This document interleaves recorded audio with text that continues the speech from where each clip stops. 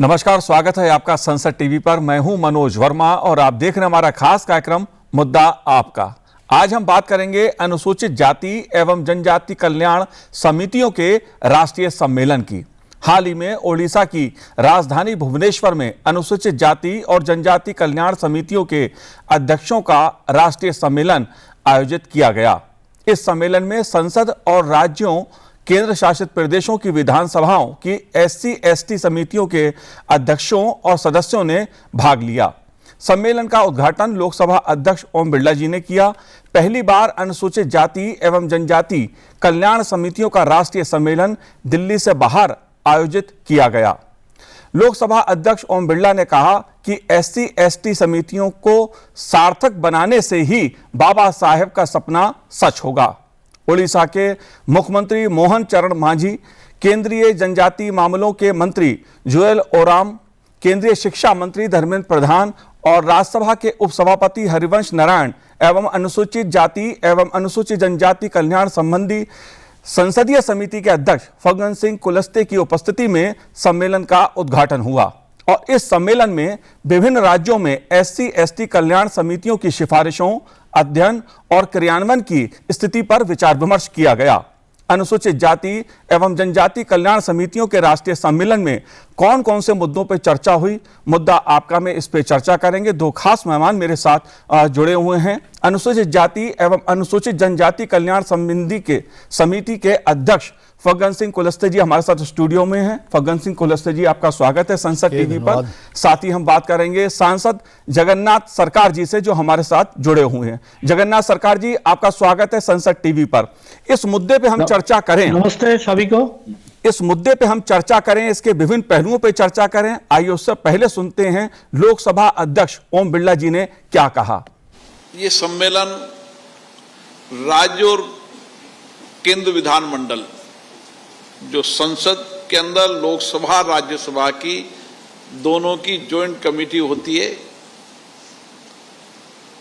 उनके आपस में विचार, अनुभव, उन समितियों की बेस्ट प्रैक्टिसेज और नवाचारों का साझा करना, ताकि किस तरीके से अनुसूचित जाति और अनुसूचित जनजाति, जिनको कुछ संविधान में प्रावधान है, जिनको विधायी अधिकार भी है, उन संविधान और विधायी अधिकारों का संरक्षण करते हुए उनकी योजनाएं, चाहे राज्य की योजना हो चाहे केंद्र की योजना है, कि केंद्र और राज्य की दोनों मिलाकर योजना है, उन योजनाओं की समीक्षा करना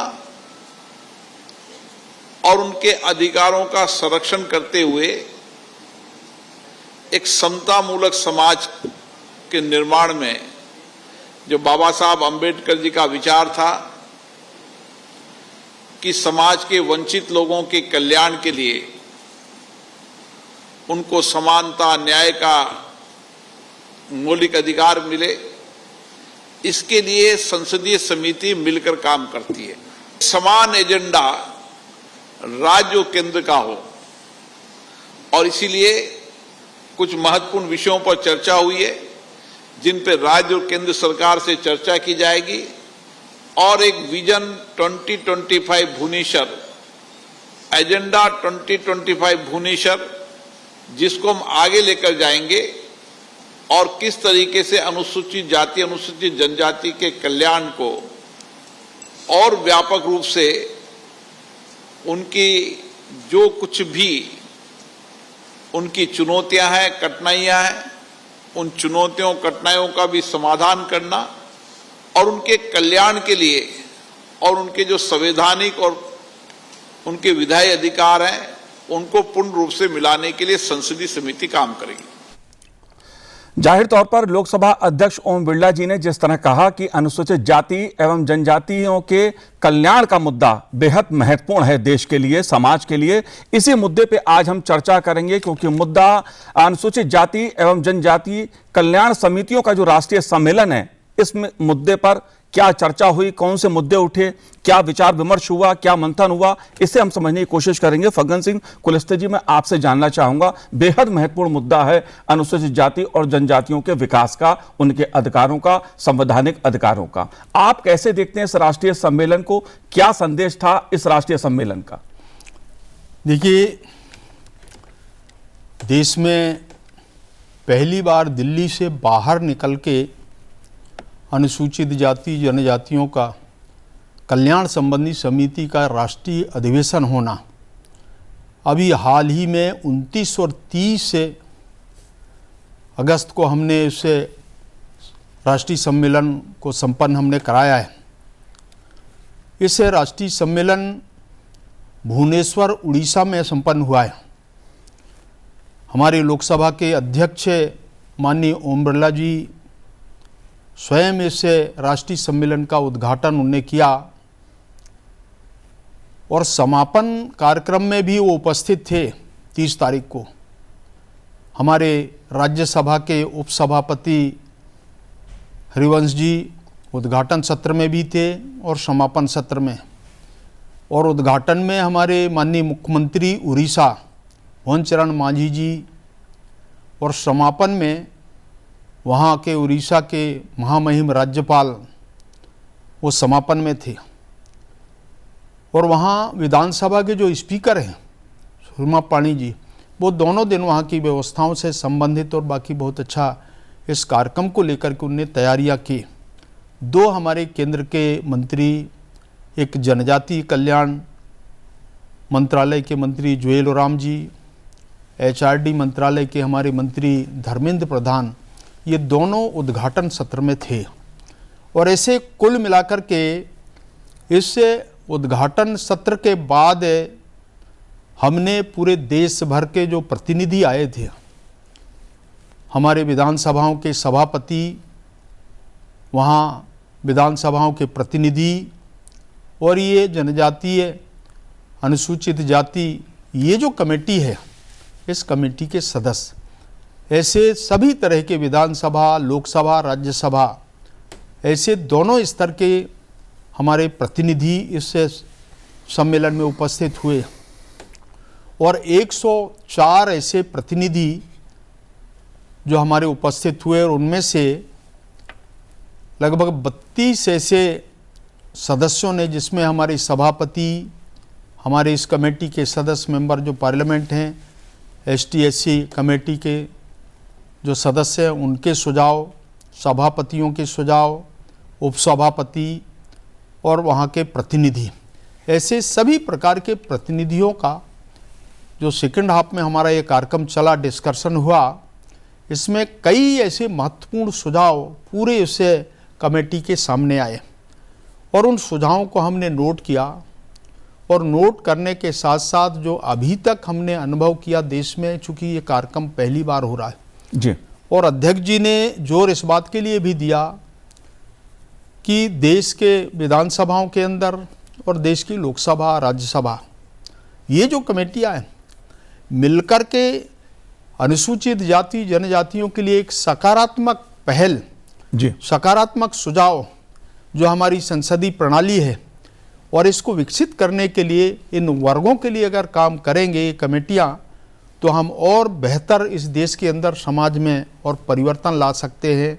ज़्यादा से ज़्यादा इन वर्गों के लोगों को हम लाभ दे पाएंगे, चाहे सरकारी सेवाओं के अंदर हो और चाहे उनके विकास से संबंधित विषय हों और चाहे सामाजिक सरोकार के विषय हों।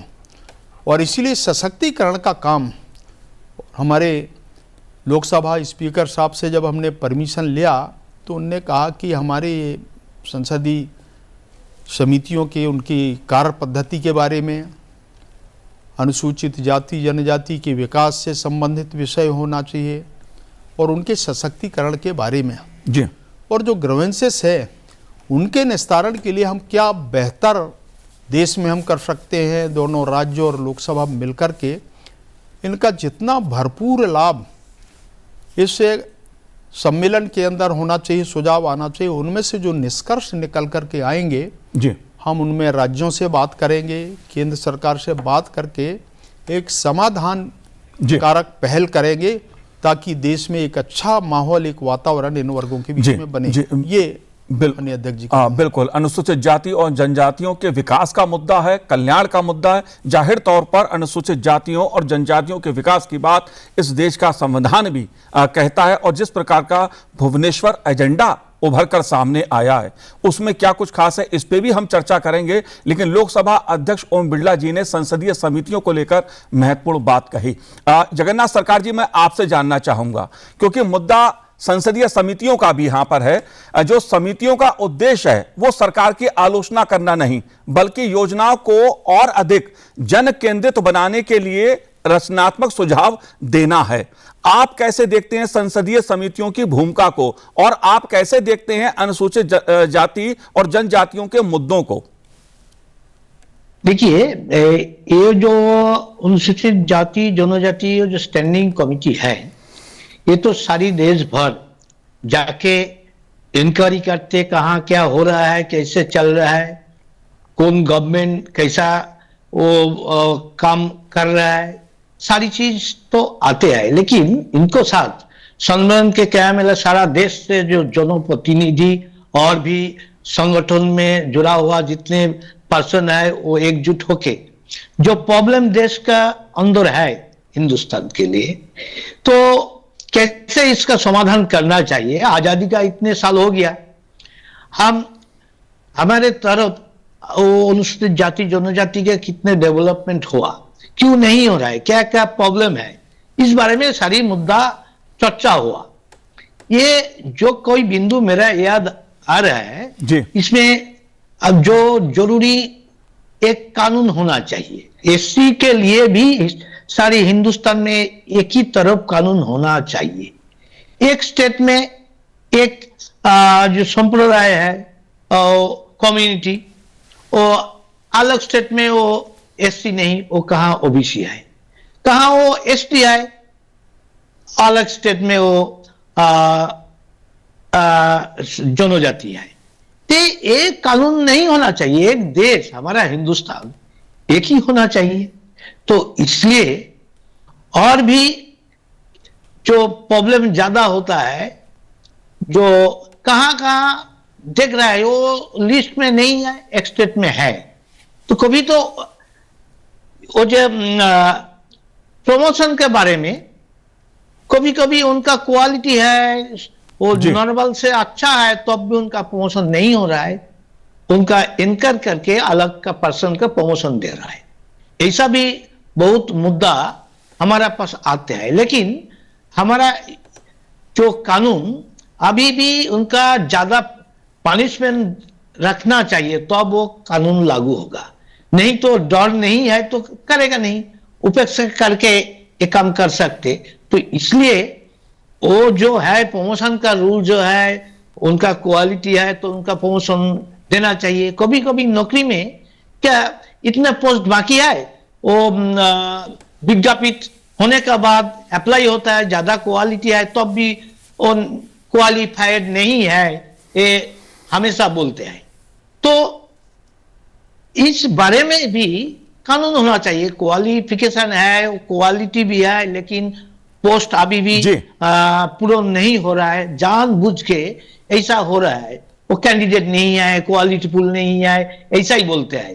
तो ये बंद होना चाहिए, इस बारे कानून भी होना चाहिए। जी बिल्कुल। तो कभी कभी क्या होता है, देखिए सर्टिफिकेट वो मिलते ही नहीं, फर्स्ट टाइम फर्स्ट जनरेशन का एससी वो है, वो उनका सब सारी प्रमाण है, डीड है, सब कुछ है, लिखा है, लेकिन उनका सर्टिफिकेट नहीं मिलता है।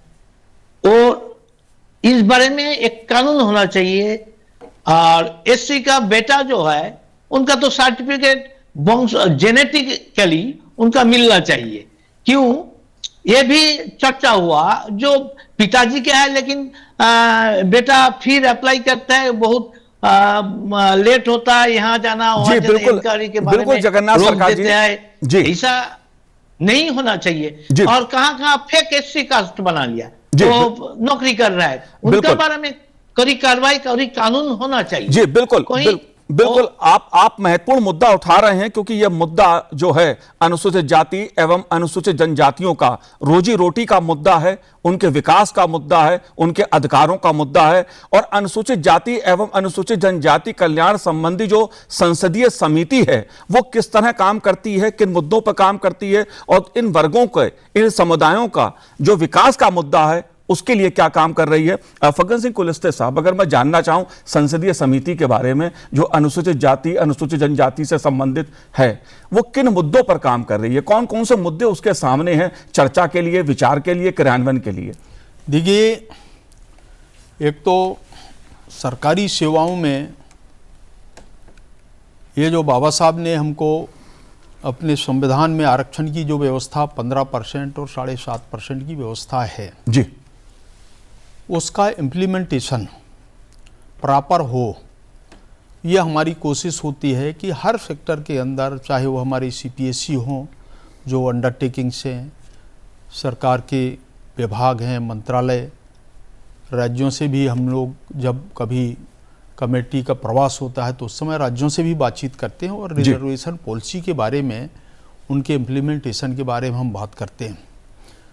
अगर कई ऐसे उपक्रम हैं जहां पर इसका पालन नहीं होता, जैसे हमारे जगन्नाथ सरकार जी ने कहा, तो वो हमारी कोशिश होती है कि इस प्रकार की जब कोई शिकायतें पर्टिकुलर किसी डिपार्टमेंट के या किसी व्यक्ति के, तो हम उसके भी हम बैठक करते हैं और उसकी समीक्षा करते हैं और उनके क्रियान्वयन के बारे में विभाग से, वहाँ के जो प्रमुख हैं, विभाग प्रमुख, उनसे बातचीत करते हैं और उसका रास्ता निकालते हैं। और ऐसे बहुत सारे उदाहरण हमारे सामने आए हैं।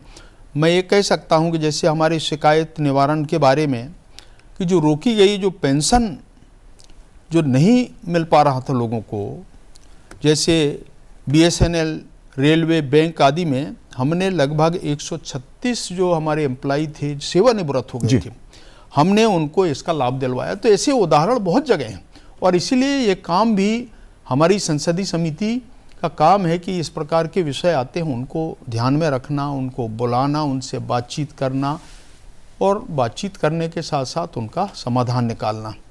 DOPT से भी बात करते हैं, लॉ डिपार्टमेंट से भी बात करते हैं, संबंधित विभाग या जो CPSE उनसे बात करते हैं, जिससे कंसर्निंग विभाग है उनसे बात करना, और CPSE का है तो उनसे बात करना और उसका समाधान करना। ऐसे बहुत सारे उदाहरण मैंने दे सकता हूँ।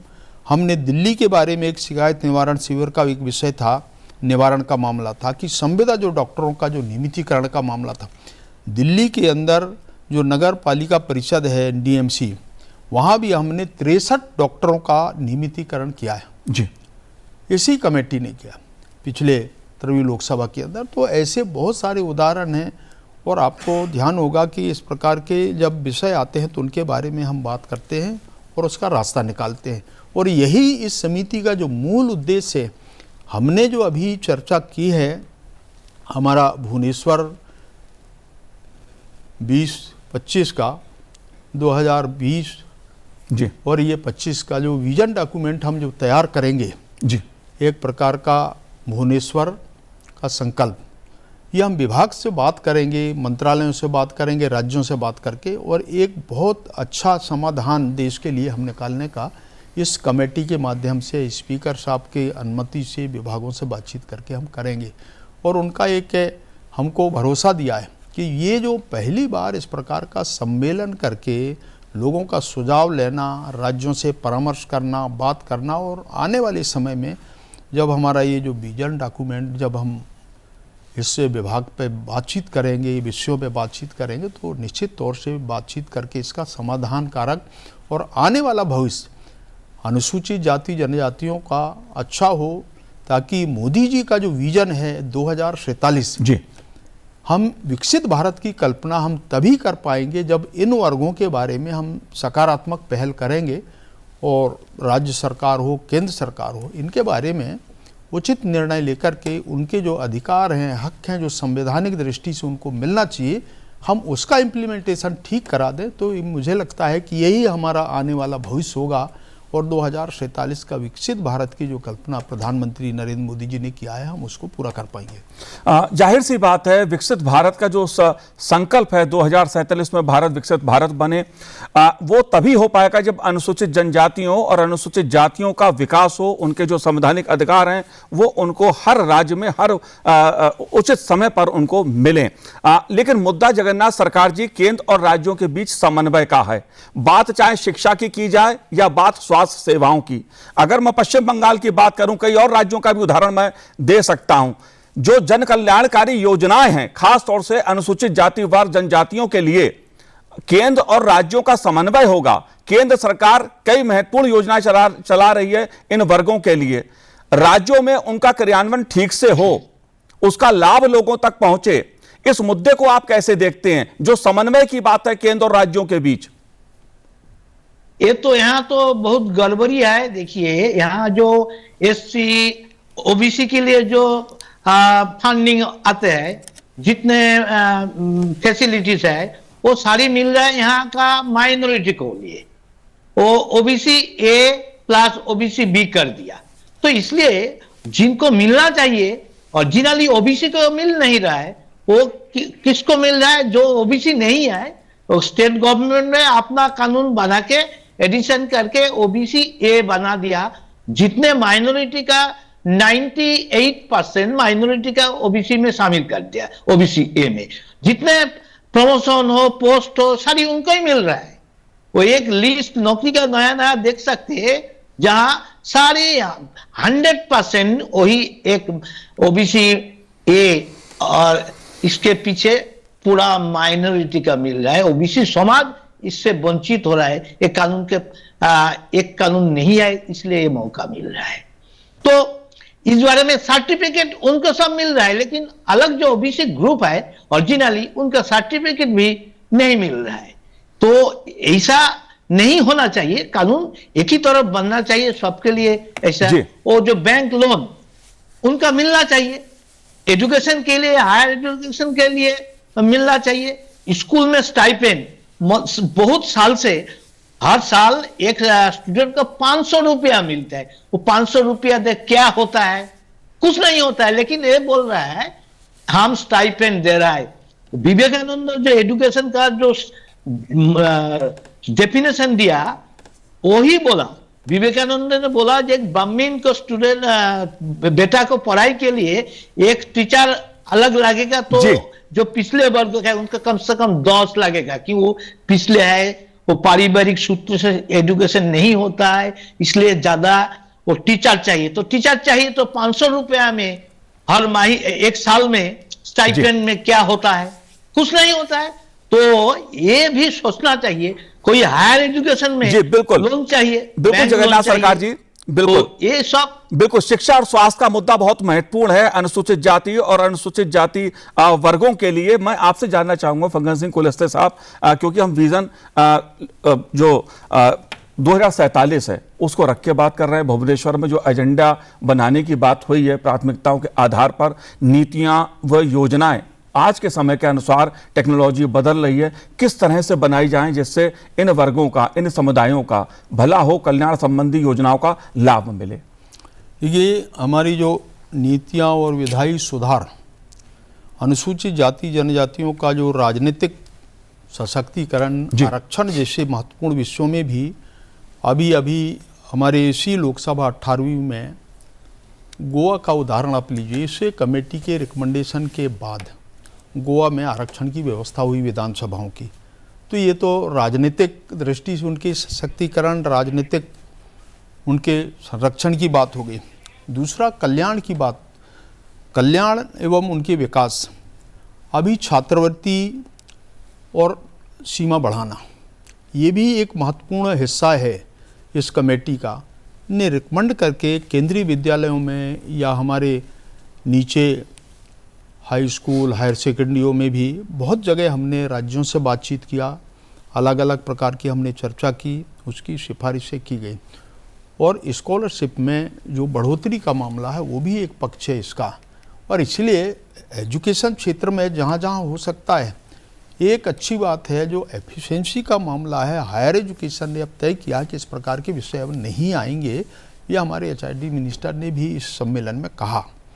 तो ये आप मान करके चलिए कि जितना अच्छा इस कमेटी का रिकमेंडेशन मैंने दिल्ली जैसे प्रदेश के अंदर टीके नाते और दूसरे राज्यों में भी, अभी हमने पंजाब, हरियाणा, चंडीगढ़, उधर हिमाचल और कर्नाटक, जी, झारखंड जैसे प्रदेशों में भी प्रवास करने के बाद हमने सारे स्कॉलरशिप, छात्रवृत्तियों का, आवासीय व्यवस्था को भी हम दुरुस्त करने के लिए जाहिर से कमेटी ने रिकमेंड किया और सबको सिफारिशें किया और हमने उनके समाधान के लिए रास्ता भी निकाल रहे हैं। जी, जाहिर सी बात है फग्गन सिंह कुलस्ते जी, अनुसूचित जाति एवं जो जनजाति कल्याण समितियों का जो राष्ट्रीय सम्मेलन हुआ है भुवनेश्वर में, उससे एक नई दिशा मिलेगी। जो विकसित भारत का संकल्प है वो पूरा होगा। अनुसूचित जाति और अनुसूचित जनजातियों का जो अधिकार है, जो जल जंगल जमीन की बात होती है, वो उनका संरक्षण मिलेगा, उनको उनके अधिकार मिलेंगे। आपने संसद टीवी से बात की, बहुत बहुत शुक्रिया, बहुत बहुत धन्यवाद हमसे बात करने के लिए। जगन्नाथ सरकार जी, आपका भी बहुत बहुत शुक्रिया, बहुत बहुत धन्यवाद संसद टीवी से बात करने के लिए। धन्यवाद आपको भी। तो आज इस कार्यक्रम में इतना ही, मुझे दीजिए आज्ञा, नमस्कार।